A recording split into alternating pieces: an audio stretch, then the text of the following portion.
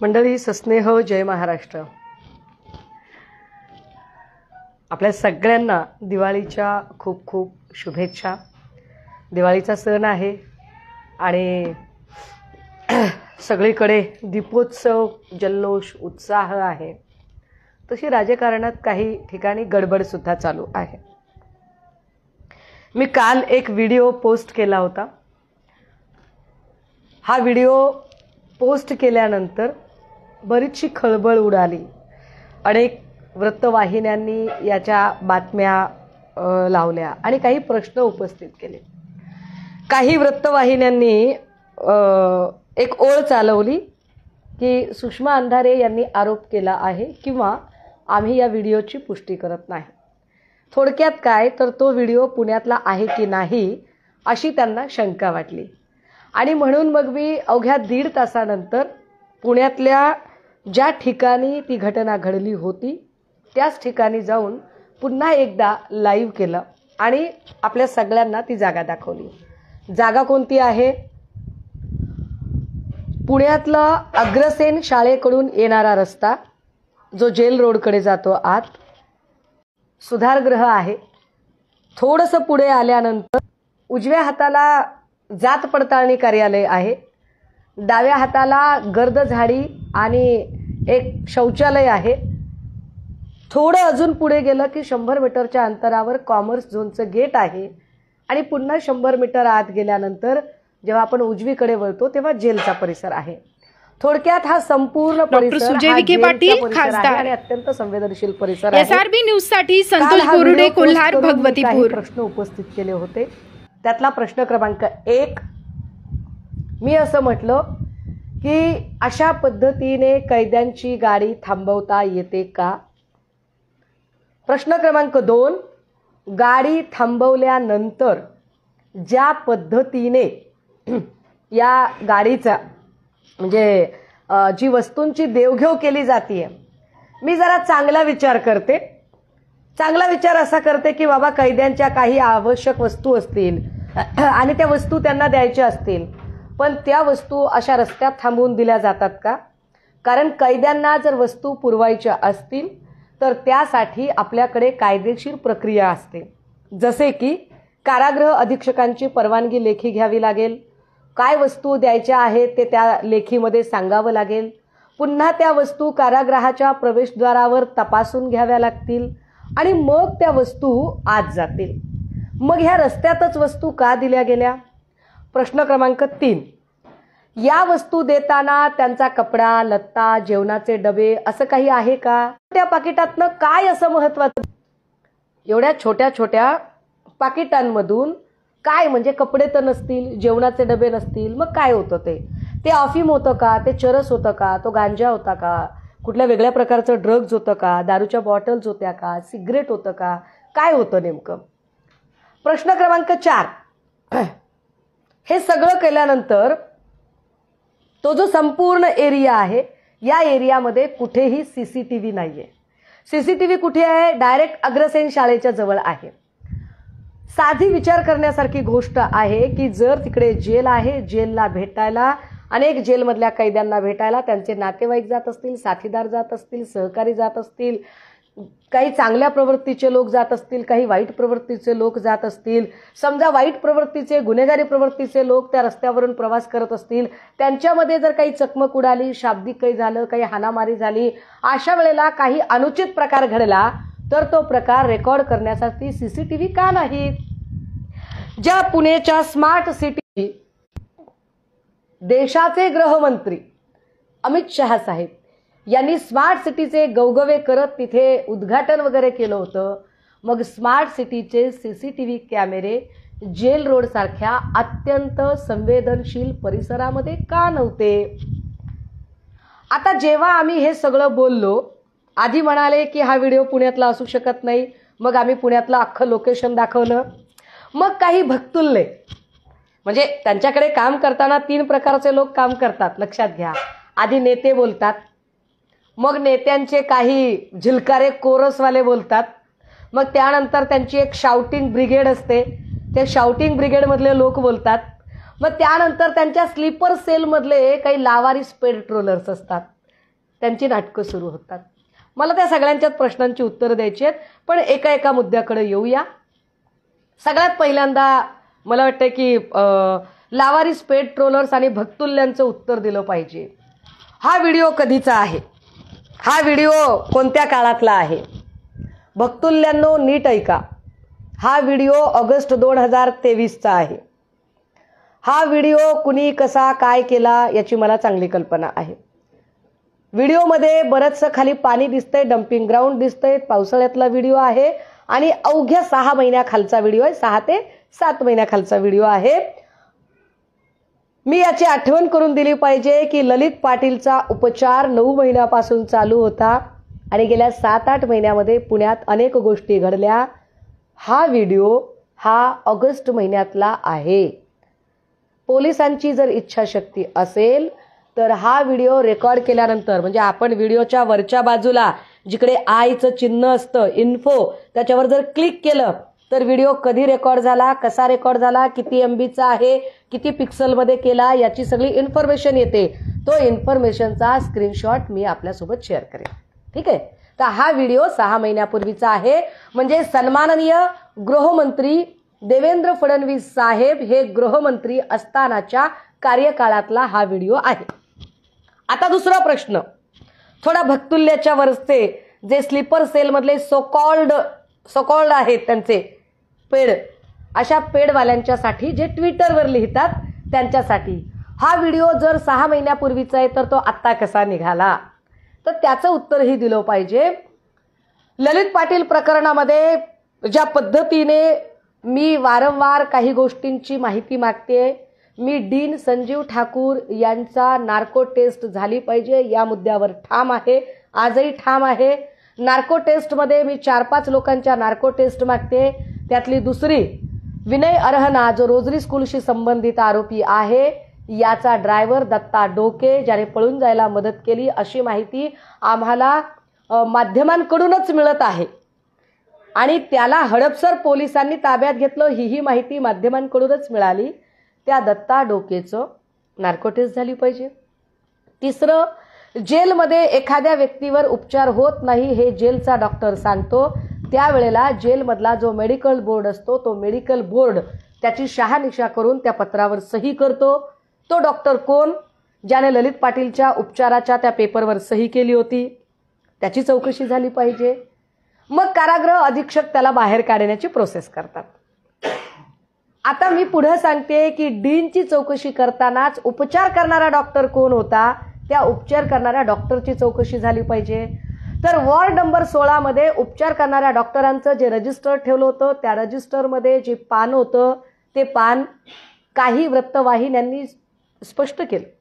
काही वृत्तवाहिन्यांनी, मला वाटतं ABP माझाने ती बातमी सगळ्यात आधी दाखवली होती. त्याच्यामध्ये स्पष्टपणे ललित पाटीलवर उपचार कोण करत होतं, तर ललित पाटीलवर उपचार स्वतः डीन संजय ठाकूर करत होते. 9 महिने असा कोणता उपचार चालू होता, केमोथेरपी, काय नेमकं चालू होतं? म्हणजे गरोदरपणातही 9 महिन्यासाठी बाई ॲडमिट करून घेतली जात नाही, तर मग नेमकं काय होतं?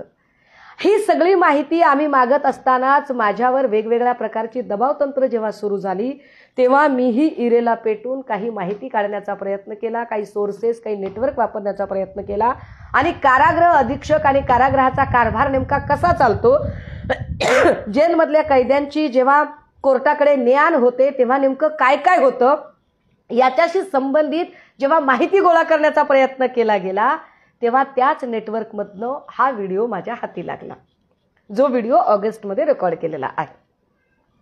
हा झाला आता भक्तुल्ले आणि पेड ट्रोलर्सचा प्रश्न. आता जरा आपण जरा थोडं लेवल वाढवूया. मग काल त्याच सगळ्या व्हिडिओच्या संदर्भाने चंद्रशेखर बावनकुळे साहेब बोलले. बावनकुळे साहेबांबद्दल माझ्या मनात कायम एक सहानुभूतीची भावना राहिलेली आहे. कारण बावनकुळे साहेब अत्यंत प्राणपणाने पक्षासाठी आणि पक्षातल्या नेत्यांसाठी लढतात, त्यांची बाजू लावून धरतात. परंतु तेच पक्षातले लोक त्यांची काय पद्धतीने कोंडी आणि कुचंबना करतात आणि नेमक्या वेळेला ते अडचणीत आल्यानंतर त्यांची बाजू मात्र कोणीही घेत नाही. त्या बावनकुळे साहेबांनी असं म्हटलं की अशा पद्धतीने लोक पब्लिसिटीसाठी व्हिडिओ काढतात. बावनकुळे साहेब, आपण एका पक्षाचे अध्यक्ष आहात. जबाबदारीने बोलणं शिकायला पाहिजे आपण. आपल्या बोलण्याचा मतितार्थ असा आहे का की मी एक चांगला एखाद्या पिक्चरचा सीन तयार करावा, तसं हुबेहूब शौचालय उभं केलं, हुबेहूब रेडिओ त्या रोडवरती ट्रॅफिक आणि ते सगळं जमा केलं, मग मी एक पोलिसांची गाडी आणली, मग मी पोलिसांच्या वेशातले काही ॲक्टर्स आणले आणि मग मी तिथे तो व्हिडिओ शूट केला. बावनकुळे साहेब सारासार बुद्ध्यांक वापरला तरी लक्षात येतं, अहो बाब गंभीर आहे, आम्ही चौकशी करू, आम्ही तपासणी करू, काहीतरी बोलणं अपेक्षित आहे तुमच्याकडनं. तुम्ही इतकी बेजबाबदार वक्तव्य कशी करू शकता? बावनकुळेजी एका पक्षाच्या अध्यक्षाला, त्यातही असा पक्ष ज्या पक्षाची केंद्रात आणि राज्यात सत्ता आहे, एक असा पक्ष जो पक्ष अनेक राज्यांमध्ये ऑपरेशन लोटसच्या नावाखाली सरळ सरळ आमदार खासदारांची खरेदी विक्री करत पक्ष फोडण्याच्या मध्ये अत्यंत सराईत आहे, एक असा पक्ष ज्या पक्षाचे राज्याचे गृहमंत्री ऑन रेकॉर्ड सांगतात की होय आम्ही बदला घेतला, पक्ष फोडून बदला घेतला, असं म्हणणाऱ्या पक्षाचा एक नेता इतकी बेजबाबदार वक्तव्य कसं काय करू शकतो? बावनकुळे साहेब जरा जबाबदारीनं वागा. आता अजून एका स्टेटमेंटकडे येते. स्टेटमेंट सन्माननीय गृहमंत्री देवेंद्र फडणवीस साहेबांचं. देवेंद्र फडणवीसजी काल माझ्या या संपूर्ण ट्विट नंतर माध्यमांनी विचारलेल्या प्रश्नावर बोलताना असं म्हणाले की ललित पाटील प्रकरणामध्ये मी त्यांना उत्तरं दिलेली आहे. फडणवीस साहेब आपण मला काय उत्तरं दिली सांगा? कोणत्या प्रश्नांची उत्तरं दिली? साधे साधे प्रश्न विचारलेले आहेत. मी साधे साधे प्रश्न विचारले आहो की नाशिकमध्ये ड्रगचा कारखाना कसा दिसतो? एवढा मोठा कारखाना तयार झाला, एक साधं ब्युटी शॉप जरी उघडलं तरी त्याच्यासाठी जीएसटी भरावी लागते, त्याच्यासाठी शॉप ऍक्ट काढावा लागतो, त्याच्यासाठी इन्फ्रास्ट्रक्चर लागतं, अनेक अनेक अनेक परवानग्या आणि परमिशन्स आणि अनेक गोष्टी कराव्या लागतात. हे ट्रान्झॅक्शन लपून राहत नाही. मग एवढा मोठा कारखाना उभा राहताना तो सन्मान्य पालकमंत्र्यांच्या लक्षात का आला नाही? पालकमंत्री त्यावेळेला दादा भुसे होते. काय त्या प्रश्नाचं उत्तर दिलं बरं कुणीतरी? मी सरळ साधं स्टेटमेंट केलं होतं की जर पालकमंत्र्यांच्या ही बाब लक्षात आलं नसेल तर पालकमंत्री म्हणून भुसे फेल आहेत. मी पुन्हा एकदा म्हणते की जर तुमच्या लक्षात आलं नव्हतं तर फेल, आलं होतं असं म्हणत असाल तर मग तुम्ही ते सगळं का चालू दिलं? फडणवीस साहेब मी प्रश्न विचारला होता की ललित पाटीलला कोणता आजार होता म्हणून तो 9 महिने तिकडे होता. आता जर तुमचं म्हणणं असेल की त्याला प्रोटेक्शन कोणी दिलं? कोणी दिलं प्रोटेक्शन? आम्ही दिलं. 9 महिन्यात सत्ता आमची होती. फडणवीस साहेब 9 महिने सत्ता आमची होती का? ज्या 9 महिन्यामध्ये तो ससूनमध्ये ऍडमिट आहे त्या 9 महिन्यामध्ये राज्याचे आरोग्यमंत्री तानाजी सावंत आहेत जे तुमचे सत्तेतले पार्टनर आहेत. फडणवीस साहेब प्रोटेक्शन कुणी दिलं? कारागृह अधीक्षकांनी त्यांना बाहेर काढण्याचा परवाना दिला असेल. कारागृह अधीक्षक आमचं म्हणणं ऐकणार आहे का? गृहमंत्री आमचा आहे का? नाही. बरं फडणवीस साहेब आपण म्हणताय की मी प्रश्नांची उत्तरं दिली. कुठल्या प्रश्नांचं उत्तर दिलं? कोणत्या माणसाने सही केली? मेडिकल बोर्ड मधला कोणता डॉक्टर होता ज्याने सही करून त्याला बाहेर पाठवलं, बाहेर ससूनमध्ये उपचारासाठी पाठवलं? जर एवढा गंभीर आजार होता तर ललित पाटील इतरत्र का दिसत होता? का होता वेगळ्या ठिकाणी? तो कधी शॉपिंगमध्ये दिसला, तो कधी कुठे मूव्ही बघत होता. त्याचं एवढं लक्झुरियस लाईफ कोणी तयार केलं होतं? काय ही गोष्ट संजय ठाकूर यांना माहितीच नव्हती? कसं शक्य आहे? या प्रश्नांची उत्तरं मिळाली आहेत का? या कुठल्याही प्रश्नांची उत्तरं मिळालेली नाहीयेत. राज्यामध्ये वेगवेगळ्या जिल्ह्यांमध्ये ड्रगचा सुळसुळाट का आहे या प्रश्नाचं उत्तर आपण देऊ शकलात का फडणवीस साहेब? आपण प्रत्येक वेळेला म्हणता की त्यांना प्रश्न विचारायचा अधिकार नाही. मला का अधिकार नाहीये फडणवीस साहेब प्रश्न विचारण्याचा? का? मी मुहाजीर आहे, मी पाकिस्तानी आहे, मी खलिस्तानी आहे, मी नक्सलवादी आहे, मी आतंकवादी आहे, मी बाहेरच्या देशातली आहे का? कोण आहे मी म्हणून मला प्रश्न विचारायचा अधिकार नाही? फडणवीस साहेब तुम्ही जेवढा कदाचित तुमच्यापेक्षाही अधिक प्रामाणिकपणाने मी घरपट्टी भरते, मी नळपट्टी भरते, मी लाईट बिल भरते, मी रोड टॅक्स भरते, मी टोल टॅक्स भरते, मी सगळ्या प्रकारची माझ्या लेकीची शाळेची फीस भरते, मी सगळ्या सरकारी नियमातल्या सगळ्या प्रकारचे कर भरते, मग अशी काय अडचण आहे, असा काय प्रॉब्लेम आहे की ज्यामुळे मी प्रश्न विचारायचा नाही असं तुम्ही म्हणताय. आता काही लोक म्हणतील की हे घरपट्टी, नळपट्टी, रोड टॅक्स हे सगळे का काढता तुम्ही दरवेळेला, तर त्याचंही सांगितलं पाहिजे. JNU मध्ये जेव्हा कन्हैया कुमार प्रश्न विचारत होता त्यावेळेला भाजपचे भक्तुल्य असं सांगत होते की नाही, तुम्ही टॅक्स भरत नाहीत, आम्ही टॅक्स पेअर लोक आहोत. तर त्या सगळ्या भक्तुल्यांना टिच्चून सांगितलं पाहिजे की yes, I am also tax payer. Me tax payer आहे, मी सिव्हिल सिटीजन आहे, मी या देशाचा नागरिक आहे, मी एक शिक्षिका आहे, मी एक आई आहे, बहीण आहे, आणि मला या राज्यातल्या तरुणाईच्या भवितव्याची चिंता आहे आणि मला प्रश्न विचारायचा अधिकार आहे. प्रश्न विचारण्याचा ठेका फक्त आणि फक्त व्हिडिओ स्पेशालिस्ट किरीट सोमय्या यांनाच नाही, तर मलाही प्रश्न विचारण्याचा अधिकार आहे. मला प्रश्नांची उत्तरं मिळाली पाहिजे. फडणवीस साहेब, काल आपण आपल्या त्या प्रतिक्रियेमध्ये असंही म्हणालात की जे काही सत्य आहे ते बाहेर येईलच जर कोणी आरोप केला असेल तर. मी आरोप नाही केलेला फडणवीस साहेब, मी आरोप नाही केला. मी हा सूर्य, हा जयद्रथ, मी तुम्हाला व्हिडिओ दाखवलाय डायरेक्ट.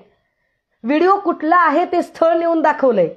व्हिडिओची काळ कोणता, तर मी सांगते की काळ 6 महिन्यापूर्वीचा आहे, जेव्हा आपण गृहमंत्री होतात तेव्हाचा काळ आहे.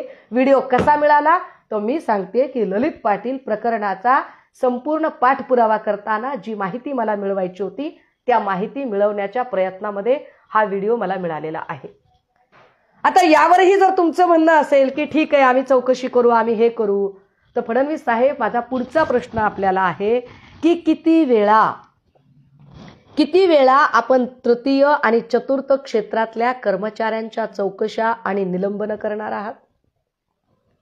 दरवेळेला तृतीय आणि चतुर्थ क्षेत्रातले पोलीस कर्मचारी किंवा कुठल्याही क्षेत्रातले तृतीय आणि चतुर्थ क्षेत्रातल्या कर्मचाऱ्यांच्या निलंबन करायची, त्यांच्या चौकशा लावायच्या, परंतु वरिष्ठ वर्ग 1चे अधिकारी मात्र तुम्ही मोकाट सोडता.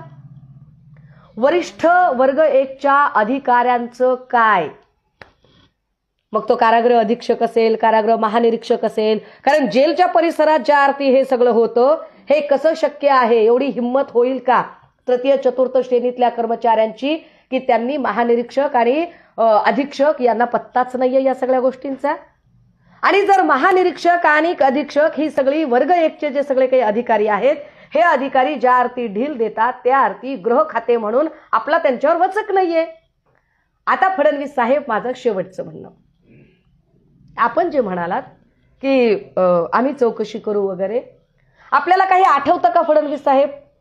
100 कोटी वसुलीच्या ऐकीव आरोपावरून, आय रिपीट वन्स अगेन, 100 कोटी वसुलीच्या फक्त ऐकीव आरोपावरून, कारण नंतर परमबीर सिंग किंवा या सगळ्या मंडळींनी सांगितलं की आम्ही असं ऐकलो होतो. लेखी दिलंय त्यांनी चौकशीमध्ये, कोर्टात लेखी सांगितलंय की वी हॅव नो एव्हिडन्स, आमच्याकडे कुठलाही त्याचा पुरावा नाहीये, आम्ही ऐकलो होतं. ऐकीव माहितीवर आम्ही हा आरोप केला की माजी गृहमंत्री अनिल देशमुख 100 कोटी वसुली करत होते.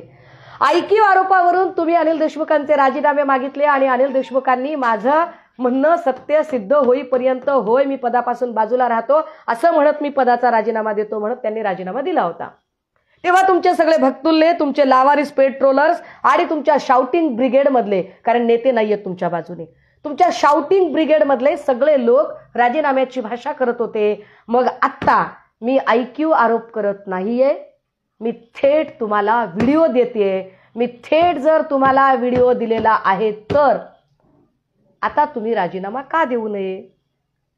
कारण दरवेळेला कुणीतरी तृतीय चतुर्थ श्रेणीचा माणसाचा बळी घ्यायचा, दरवेळेला कुणातरी दुसऱ्याच लोकांचे बळी घ्यायचे, असे इतर लोकांचे बळी घेऊन स्वतःची खुर्ची किती दिवस वाचवायची? फडणवीस साहेब, आम्ही आपल्याला विनंती केली पाहिजे की खरंच आपल्या राजीनाम्याची नितांत गरज आहे, कारण गृहमंत्री म्हणून आपण सपशेल नापास झालेले आहात. आपण कोणताही प्रश्न सोडवू शकलेले नाहीत. प्रत्येक प्रश्नाचं उत्तर 10 प्रश्न जर काढले आणि 10 प्रश्नांची जर 10 पैकी गुण किती मिळतात जर उत्तरं मागवली, काय आपल्याला बारसूचं आंदोलन नीट आपल्याला सोडवता आलं का?